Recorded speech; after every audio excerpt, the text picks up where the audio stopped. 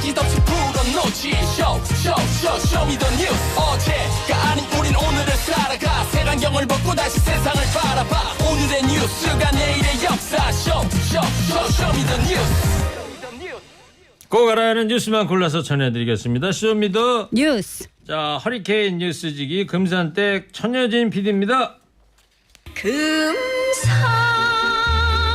네, 안녕하세요. 금산댁 천효진 PD입니다. 오랜만에 왔슈. 아유, 오랜만에 뵙슈. 첫 번째 소식 뭐유?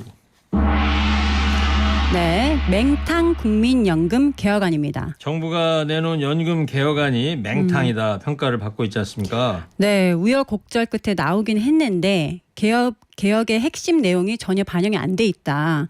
줄기는 그대로 두고 잔가지만 쳤다. 복사하기 붙여넣기다. 네. 이런 좀 냉혹한 비판이 계속 나오고 개혁의 있습니다. 핵심 내용 어떤 거가 빠진 거예요? 그러니까 이게 얼마나 더 내야 하는지 또 얼마나 덜 받게 되는지 이 숫자가 빠져 있는 겁니다. 이게 제일 핵심 내용이거든요. 그러다 보니까 이제 장가지만 쳤다 이런 비판이 나오는 거고요.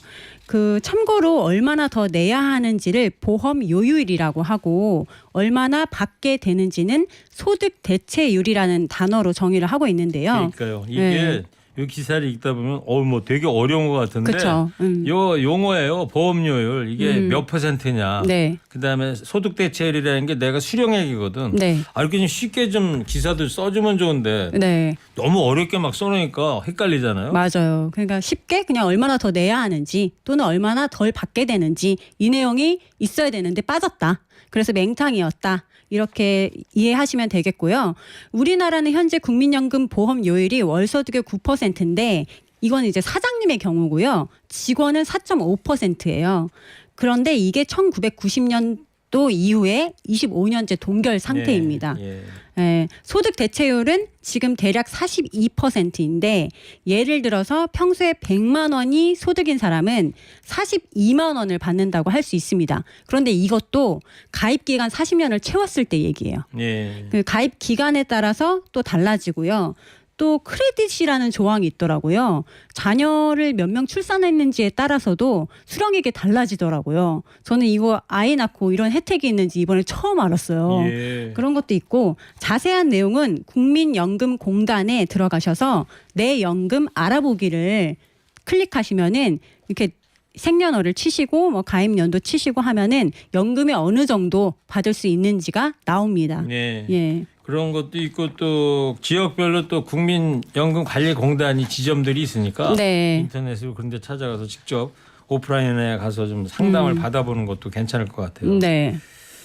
자, 그래서 지금 우리 빈곤율이 OECD 최상위권이라고 그러는데 네, 맞아요. OECD는 소득의 60에서 65%는 주요한다고 제시하는데 우리가 소득 대체율이 현재 42%라는 네, 거죠. 월 소득의 42% 대략 그 정도를 저희는 그러니까 100만 원을 받는 사람이라면 연금을 받게 되면 현재는 42만 원씩 받게 된다. 네, 그렇죠. 근데 그게 너무 낮은 거다. 낮은 거다. OECD에서는 일단은 그게 낮은 거다. 60에서 65%는 줘야 된다라고 얘기하고 있고 우리나라 노인 빈곤율이 굉장히 높은 수준이고 또 국민연금이 2041년부터는 적자가 나기 시작해서 2055년에는 고갈이 된다고 전망이 되고 있기 때문에 어쨌든 연금 개혁은 필요하다라는 거는 모든 분들이 다 공감하고 있어요. 그런데 이게 내년 4월에 총선을 의식해서인지 이번에 굉장히 중요한 그 숫자가 빠져서 여론을 의식해서 숫자가 빠진 것이 아닌가라는 이제 의혹이 나오면서 계속해서 이렇게 다음 정부로 폭탄 돌리기 되는 것이 아니냐. 정말로 개혁은 필요한데 이런 우려가 나오고 있는 겁니다. 여기 공란 두 개가 있는 부분 보험료율하고 소득 대체율 요 공란 이 부분을 이제 국회로 남긴 거예요 사실상. 여야가 좀 합의를 해달라고.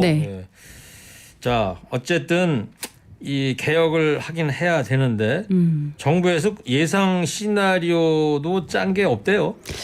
일단은 국민연금 개혁의 밑그림을 그리는 전문가위원회가 있었습니다. 국민연금 재정계산위원회가 있었는데 여기서 제출된 시나리오가 24가지예요. 24가지? 네, 24가지 너무 많잖아요. 이게 컨설팅 업체에서 보통 24가지 정도로 시나리오를 짜오면 그 컨설팅 업체가 굉장히 능력이 없다고 본다고 합니다. 네. 그런 것처럼 선택의 폭이 너무 넓고 구체적인 가이드라인이 없다. 예. 그렇기 때문에 이런 비판이 계속 나오는 거고요. 선택의 패러독스라는 말이 있잖아요. 네. 예를 들면 TV 채널이 너무 많잖아요 요새. 네. 수십 개 되니까 뭘 고를지 몰라. 그러니까요. 이것도 마찬가지네. 네. 예, 선택의 패러독스예요. 네. 예. 그러다 보니까 정말 구체적인 가이드라인을 누가 좀 제시해줬으면 하는 그런 좀 답답한 마음을 많이 호소하고 있는데 이 와중에 지금 현재 받는 돈의 퍼센테이지를 42%에서 대략 50%로 올려야 된다. 국고도 투입해서 고령자의 노후 생활을 지원해야 된다. 이렇게 구체적인 안을 주장하는 분이 계셔가지고 전화 연결을 해놨습니다. 수령자 입장에서 아주 반가운 아이디어 차원이죠. 네. 이분이 이제 그런 주장을 하신다는 네. 건데 어떤 분이세요? 남찬섭 동아대 사회복지학과 교수님이십니다. 네. 이 남찬섭 교수님께서 그러면 전문가위원회 소속이 되셨던 분이에요? 되셨던 분인데 지금 현재는 위원직을 사퇴하셨다고 해요. 이유가 그래요? 뭔지도 한번 들어보시면 알겠습니다. 좋겠습니다. 자, 그러면 남찬섭 동아대 사회복지학과 교수님 연결하겠습니다. 남 교수님 안녕하세요. 네, 안녕하십니까. 예, 목소리 좋으십니다. 예, 고맙습니다. 동아대니까 부산에 계시겠네요 지금. 예, 그렇습니다. 네, 부산 날씨는 어때요? 예, 지금 아주 화창하고 좋습니다. 아, 그렇습니까? 예. 네. 자, 그러면 좀 물어볼게요. 일단 교수님, 이번 연금 개혁 정부안 핵심 내용은 다 빠진 배경, 공란으로 남겨서 국회로 넘긴 이유. 이 꽤 오랫동안 논의가 있었던 걸로 아는데 저희가 앞에서 말씀을 드렸는데 워낙 선택 항목이 많아가지고 결국 넘겨버린 거 아니냐 국회로. 예. 자, 어떻게 보세요, 교수님께서는? 예, 저는 제가 재정계산위원을 중간에 사퇴했기 때문에 제가 그 이후 논의 과정은 제가 알 수가 없지만은 저는 아무래도 지금 정부 개혁안은 사실 소득 급여 수준은 전혀 올리지 않고 보험료만 더 내는 걸로 했지 않습니까? 네. 그래서 그렇게 하다 보니까 그게 아마 상당히 부담스럽기도 하고 또 재정계산위가 당초에 원래 재정계산위 안은 여러 가지 시나리오를 보여준다는 것이었는데 그중에 정부가 선택한다는 것이었는데 그 취지도 좀 잘못 이해를 하고 너무 하나도 받을 거는 아무것도 하지 않는 상태에서 내기만 하는 걸 하다 보니까 좀 부담이 돼서 그렇게 빠진 것이 아닌가 생각이 됩니다. 네. 자, 근데 교수님 재정계산위원 활동 중에 위원직을 사퇴하셨다고 얘기를 들었는데 왜 사퇴를 하시게 된 거예요?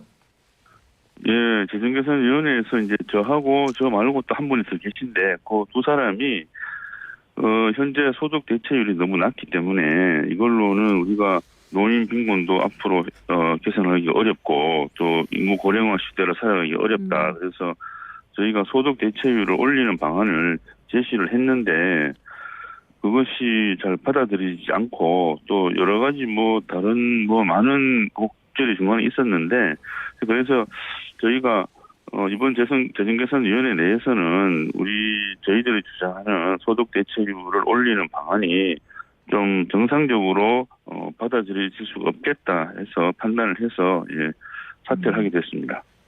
네, 교수님. 그 교수님께서 주장하신 내용을 보니까 이렇게 받는 돈을 월 소득의 50%로 인상을 해야 된다라고 주장을 하고 계시더라고요.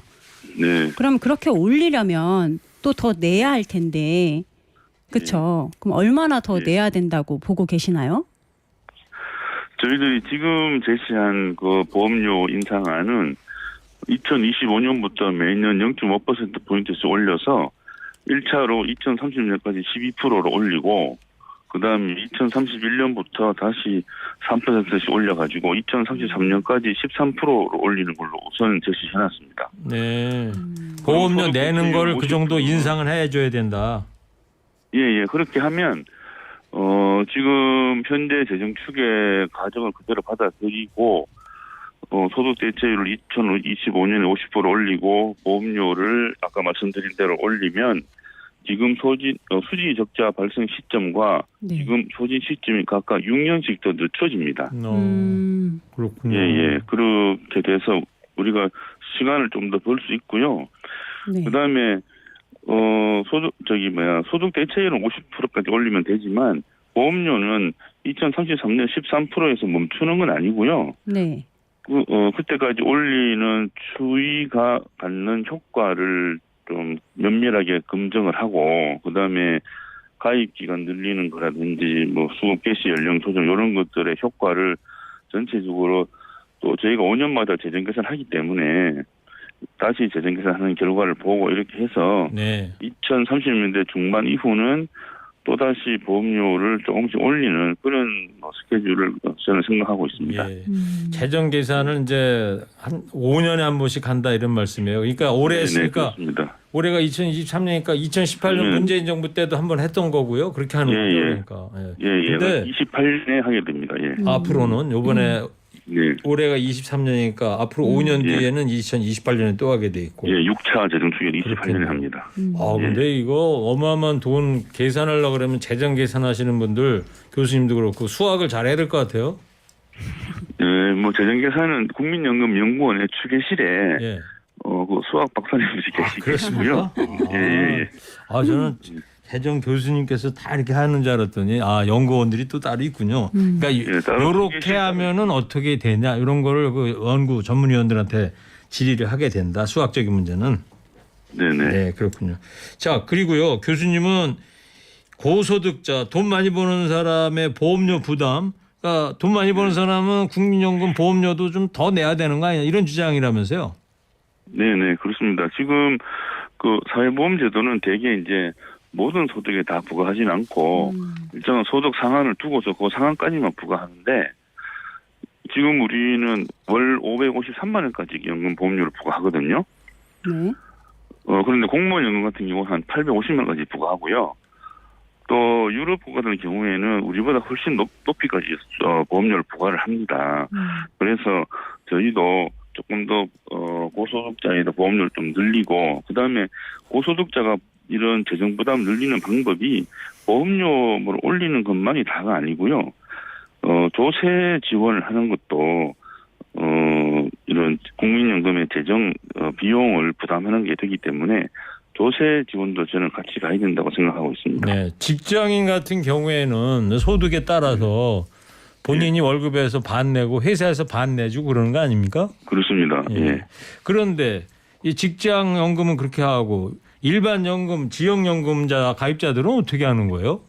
예, 지역 가입자는 본인이 이제 9%를 전부 다 내야 됩니다. 올라가는 것만. 전부 다. 예. 그거는 지역연금 가입자들은 저는 직장연금부터 시작을 해가지고 잘 몰라서 여쭤보는 건데 그러면은 지역연금 가입자들은 본인이 알아서 나는 이 소득이 얼마다라는 걸 본인이 알아서 하는 거예요? 아니면은 자동으로 계산이 되는 거예요?